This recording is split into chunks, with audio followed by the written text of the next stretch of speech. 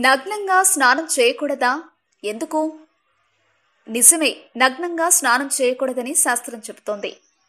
గోపిక వస్త్రాపహరణ వృత్తాంతంలో ఈ నియమం నిరూపించబడింది. కృష్ణుడే భర్తగా లభించాలని గోపికలు ఒక వ్రతం చేశారు. ముందుగా ప్రతిస్నానం చేయడానికి ఒక కొలనుకు వెళ్లారు. వస్త్రాలు విడిచి గట్టున పెట్టి నీళ్లలో దిగారు. అంటే అపచారం చేశారన్నమాట. శాస్త్రం ఏం చెప్తుంది? ననగ్నో స్నాతి క్వచిత్. ఏ వేళైనా నగ్నంగా స్నానం చేయకూడదు. ఎందువల్ల? జలానికి అధిదేవత వరుణుడు.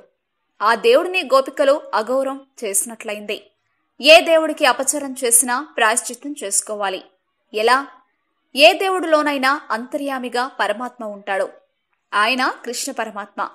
గోపికలు చేసిన అపచారానికి వాళ్ల చేత ప్రాయశ్చిత్తం చేయించడానికి కృష్ణుడు అక్కడికి వచ్చాడు.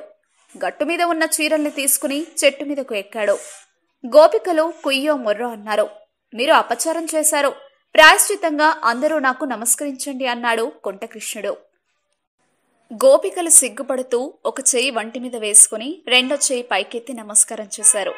అబ్బే, అదేమి నమస్కారం పెట్టడం, రిక్తహస్త స్వచ్ఛేది అన్నాడు. వాళ్లు రెండు చేతులు జోడించిన వెంటనే వాళ్ల విలువలు వలువలు ఇచ్చేశాడు. అందువల్ల ఒంటి మీద ఆచ్ఛాదన లేకుండా స్నానం చేయడం, ఒంటి చేత్తో వందనం చేయడం పనికిరావు. మా వీడియోస్ మీకు నచ్చినట్లయితే లైక్, షేర్, సబ్స్క్రైబ్ చేయండి.